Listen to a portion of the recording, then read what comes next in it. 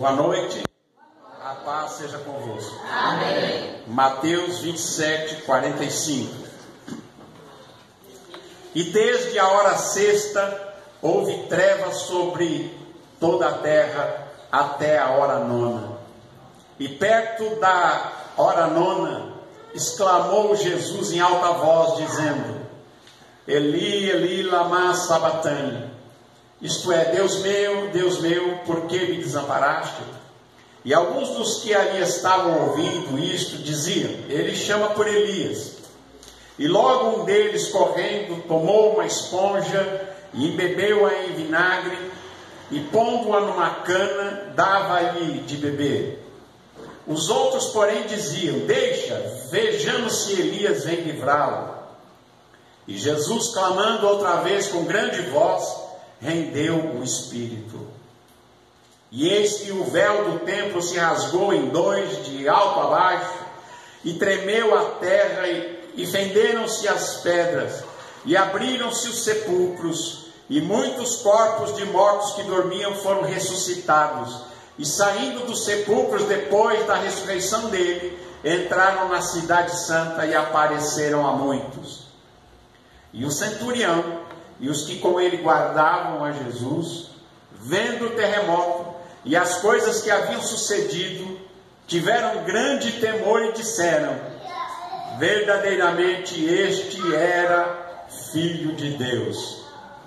E estavam ali olhando de longe muitas mulheres que tinham seguido Jesus desde a Galiléia para o servir, entre as quais estavam Maria Madalena e Maria, mãe de Tiago, e José, e a mãe dos filhos de Zebedeu. Amém? Amém. Senhor nosso Deus e Pai, nós lemos aqui a Tua palavra, Senhor. Fala conosco, nós te pedimos em nome de Jesus. Amém. Os irmãos podem se assentar.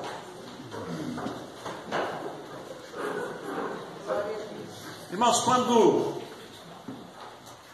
Jesus foi crucificado, diz aqui, onde nós começamos a ler, que desde a hora sexta, ou seja, desde o meio-dia até a hora nona, que era às 3 horas da tarde, o sol se escureceu, ficou escuro.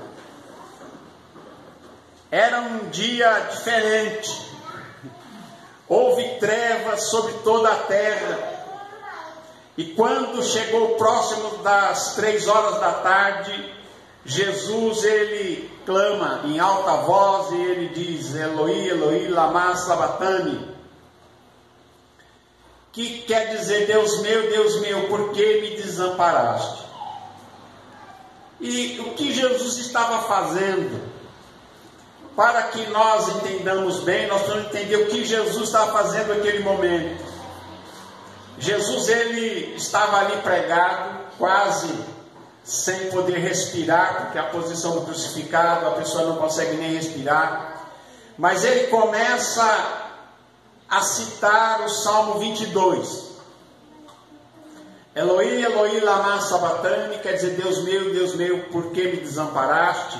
Se você abrir o Salmo 22, é o Salmo do crucificado, é o Salmo profético, que diz que ele seria crucificado, o que aconteceria com Jesus ali na cruz.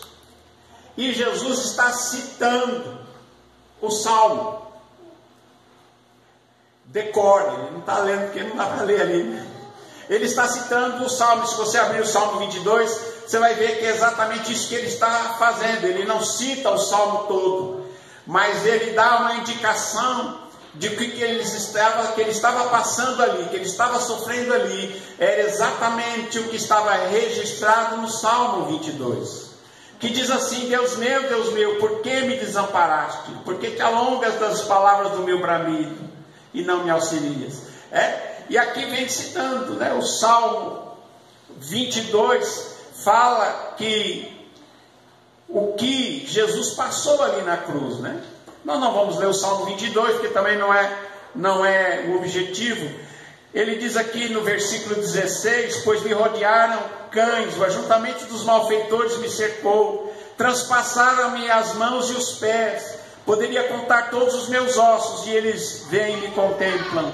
Repartem entre si os meus vestidos e lançam sorte sobre a minha túnica. Esse é um salmo de Davi, e Davi nunca sofreu isso. Mas ele, por ser profeta, ele profetizou o sofrimento de Jesus. Ele diz: transpassaram os meus pés e as minhas mãos, ou seja, me pregaram. Jesus foi transpassado as suas mãos e os seus pés. E ele estava ali sem roupa, pregado naquela cruz. Ele diz: posso contar todos os meus ossos, eles me veem, me contemplam. E diz aqui: reparte entre si os meus vestidos. Foi o que fizeram, os guardas repartiram as roupas de Jesus entre si. E quando chegaram na túnica, como diz aqui o salmo profético, eles repartem entre si os meus vestidos e sobre a minha túnica lançam sortes. Porque quando eles viram a túnica de Jesus, era uma túnica muito rica, muito bonita, muito cara. E eles falaram: não vamos rasgar em pedaços, não. Vamos lançar sorte e ver quem é que fica com essa túnica. E foi exatamente o que os soldados romanos fizeram com a túnica de Jesus e com as suas vestes. Então Jesus estava citando, quando ele diz: Deus meu, por que me desamparaste? Ele está citando, está dando uma indicação do que o que estava acontecendo ali era aquilo que estava profetizado no Salmo de número 22. Amém? Diz aqui: Jesus, clamando outra vez com grande voz, rendeu o espírito. Aqui não diz o que ele clamou, mas no outro evangelho diz: e ele clamou dizendo: está consumado. E então ele rendeu o espírito. O que é que ele clamou com grande voz? Foi isso: está feito, está consumado, está terminado.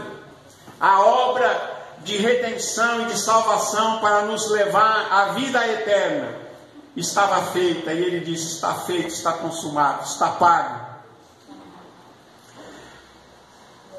E aqui em seguida diz assim: eis que o véu do templo se rasgou em dois, de alto a baixo. Havia no templo um véu, que a gente, quando pensa em véu, pensa num paninho fininho. Não era algo muito forte, era mais para uma lona forte do que para um véu. Não era um véu de seda, uma coisa fininha, não, era algo, realmente era uma divisória mesmo, um tecido muito forte, que precisaria muita força para rasgar aquela separação, aquele véu que separava o santo dos santos das pessoas. O que é que Deus está dizendo? Quando o véu do templo é rasgado de alto para baixo, diz que Deus tirou a separação entre Deus e os homens. O santo dos santos foi aberto. E agora nós temos acesso a Deus através de Jesus Cristo. Nós temos acesso a Deus pelo sacrifício dele na cruz do Calvário. O véu da separação foi tirado. Esse véu tinha sido colocado onde o sumo sacerdote entrava uma vez por ano somente. Entrava depois de ter oferecido sacrifício por si mesmo, pelos seus pecados. Ele entrava depois de ter se purificado uma vez por ano, amarrado com uma corda, porque se ele morresse lá dentro, eles não poderiam entrar lá para tirar. E ele tinha na sua roupa sininhos, que quando ele se mexia, aqueles sininhos, aqueles guizos faziam barulho, e as pessoas que estavam lá fora sabiam: o sacerdote está vivo. Porque se ficasse por muito tempo sem fazer nenhum barulho, eles achavam: o sacerdote morreu lá dentro. Ele não foi aceito e morreu, foi fulminado lá naquele lugar. Então eles o puxariam para fora, porque não poderiam entrar lá naquele lugar para retirá-lo de lá. Mas quando Jesus disse: está consumado, o véu do templo foi rasgado. Não foi de baixo para cima, foi de cima para baixo. É um ato de Deus que rasgou aquele véu e disse: olha, o véu da separação está tirado. Agora nós temos acesso a Deus, temos acesso ao nosso Senhor, pelo sangue de Jesus, pelo sacrifício da cruz.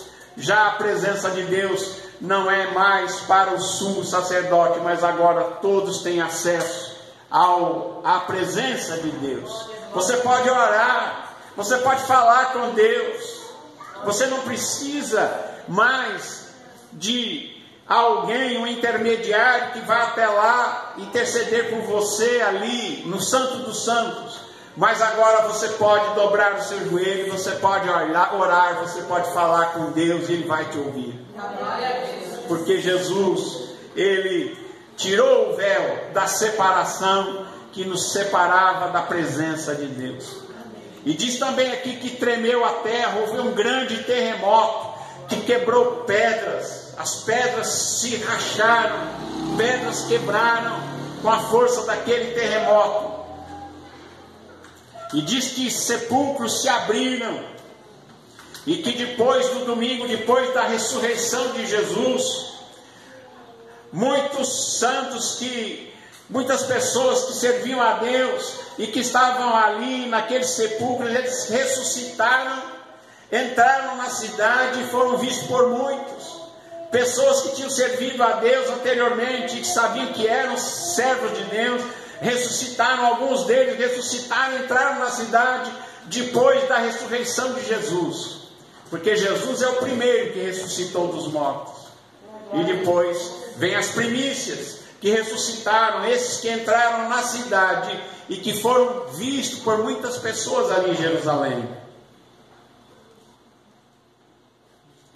E uma coisa interessante que me chamou bastante a atenção foi que quando Jesus morreu na cruz e estas coisas aconteceram, e ele disse: está consumado, um efeito de salvação começa ali ao redor da cruz.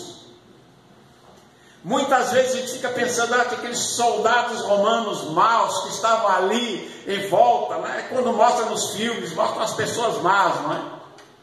E a gente pensa que eles continuaram assim. Mas olha o que aconteceu quando Jesus morreu, e diz que o centurião era o comandante romano, que estava comandando aqueles soldados ali no Calvário, que estava comandando aqueles soldados que estavam ali naquela crucificação de Jesus e daqueles outros dois ladrões.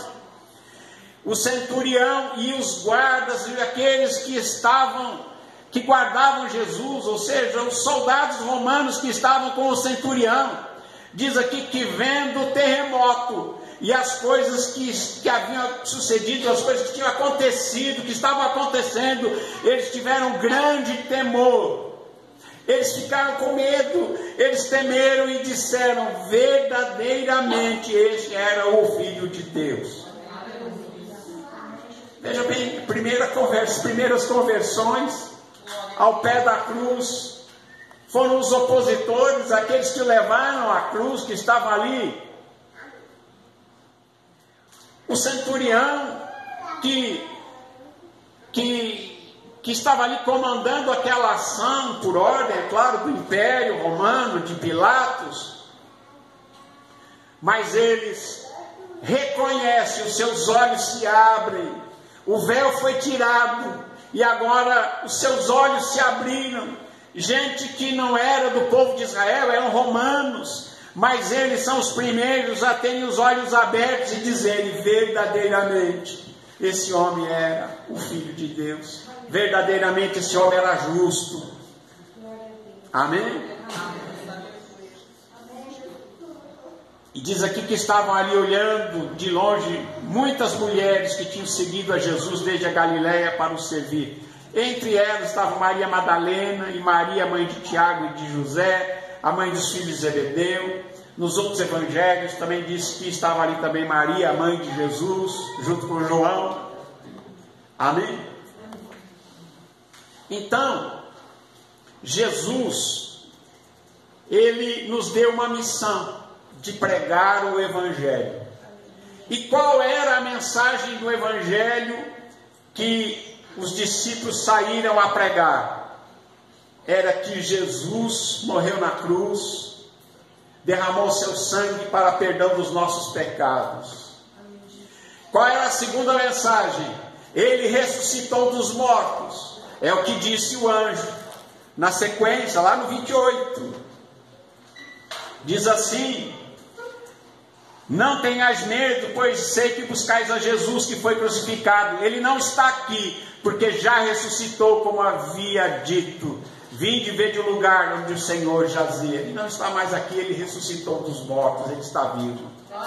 A mensagem de Jesus é que ele mandou pregar e que abalou o mundo, era esta a mensagem: Jesus foi crucificado para perdão dos pecados, ressuscitou dos mortos ao terceiro dia, está vivo. Ele está vivo, e Ele é o Senhor dos senhores, o Rei dos reis, o Senhor dos senhores. Vocês imaginam numa sociedade em que o imperador era considerado como um Deus, era adorado como um Deus, tinha até sacerdotes do imperador, havia religião de culto ao imperador, e agora saem esses homens e mulheres por todo o Império Romano, e eles saem pregando: Jesus Cristo é o único Senhor e Salvador. Ele é o Rei dos reis, é o Senhor dos senhores, morreu na cruz do Calvário, mas ressuscitou dos mortos, está vivo, e um dia Ele vai voltar.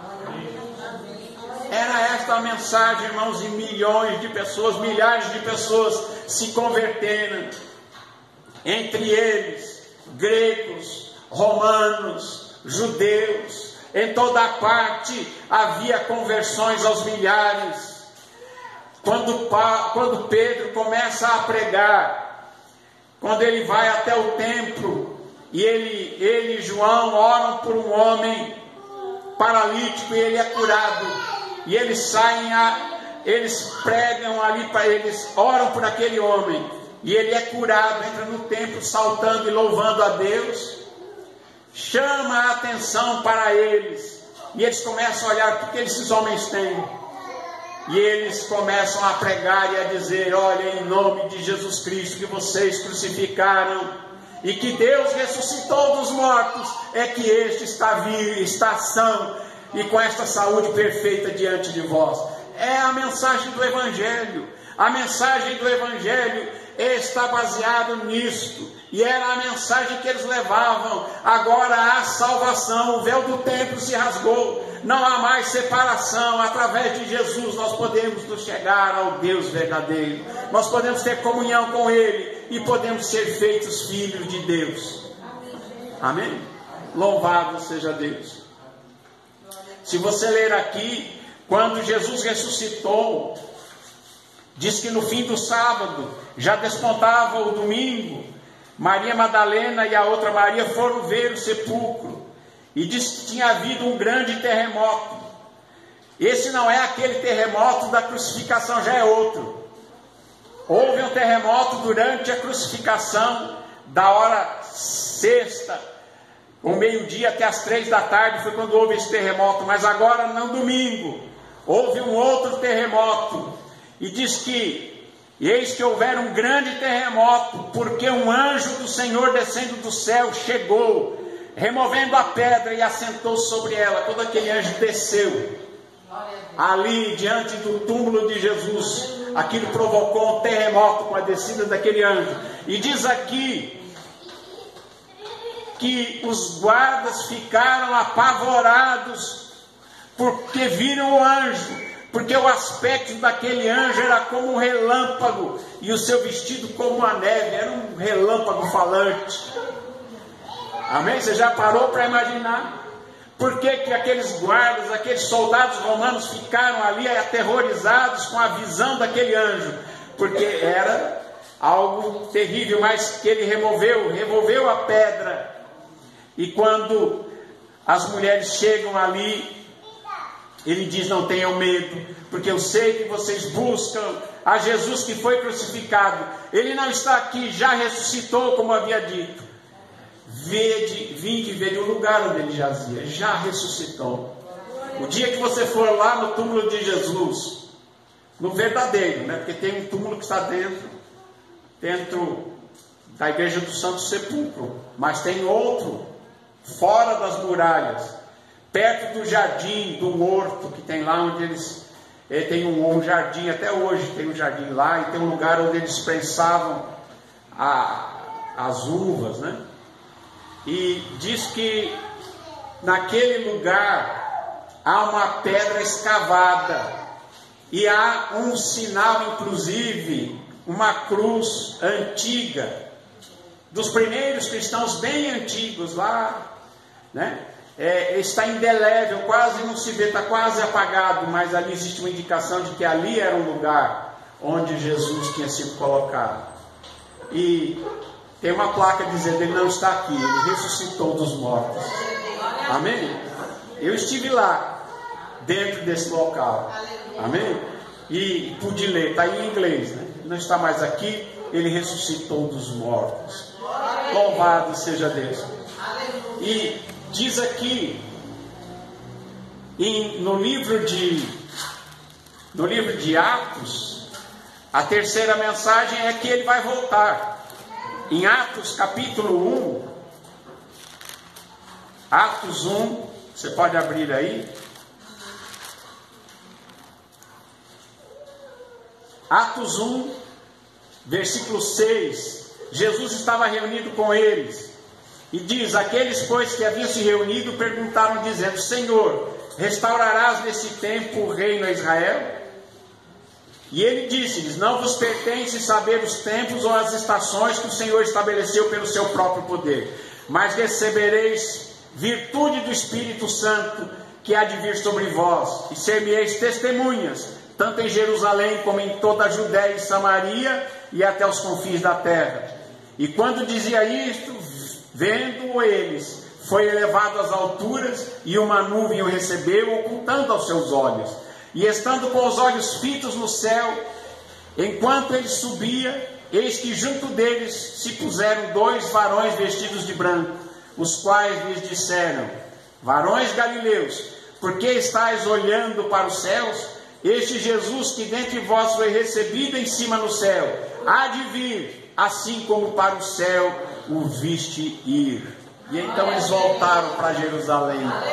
Amém? Então, são 3 mensagens do Evangelho: a morte de Jesus para nos resgatar dos pecados, a ressurreição de Jesus para nos dar a certeza da vida eterna e a vitória sobre a morte, e a certeza de que Ele vai voltar um dia para buscar a sua igreja, e que Ele vai, Ele diz: quando estiver tudo preparado, eu voltarei e vos levarei, para que onde estiver, estejais vós também comigo. Amém? E quando Jesus ressuscitou, subiu aos céus, os discípulos, aqueles que criam em Jesus, saíram por todas as partes, porque foram perseguidos em Jerusalém. Eles foram por todo lugar onde eles iam, pregando esta mensagem. Não era uma coisa complicada, era algo muito simples. Era só esta mensagem da bem-aventurada graça de Deus, da graça de Deus, da misericórdia de Deus, do perdão dos pecados, do sacrifício de Jesus, da ressurreição, que Ele está vivo e Ele vai voltar. E eles saíram pelo mundo pregando este Evangelho, e houve grandes conversões. Havia conversões de 4.000, de 5.000 de cada vez.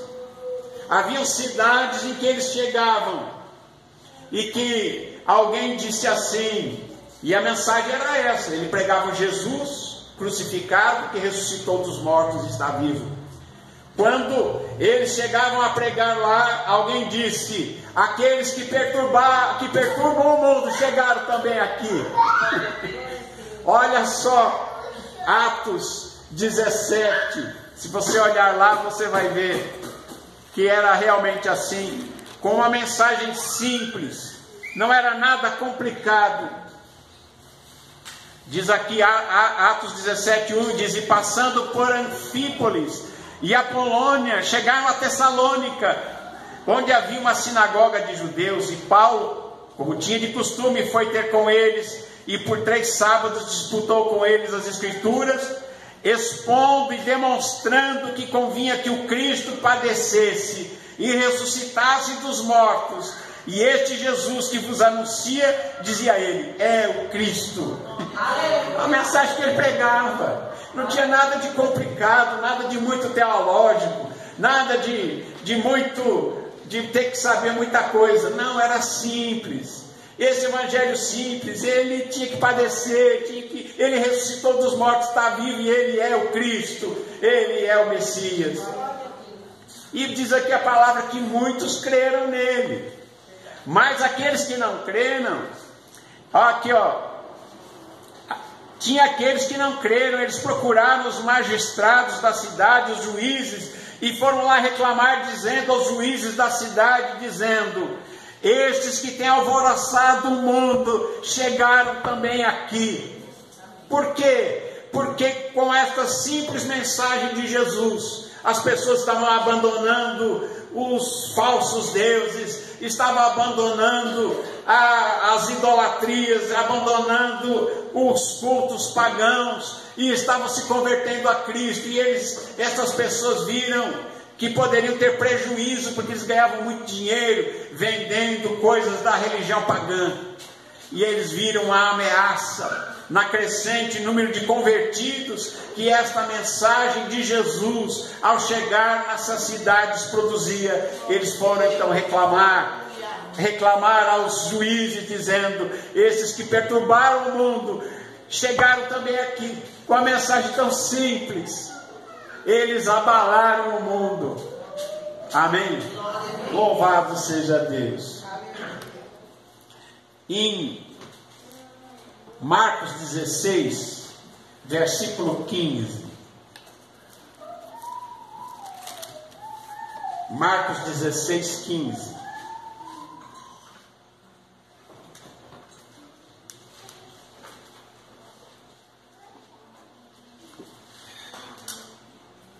Está escrito assim: Jesus, depois de ter ressuscitado, ele reuniu-se com os discípulos e deu a eles uma incumbência, uma missão.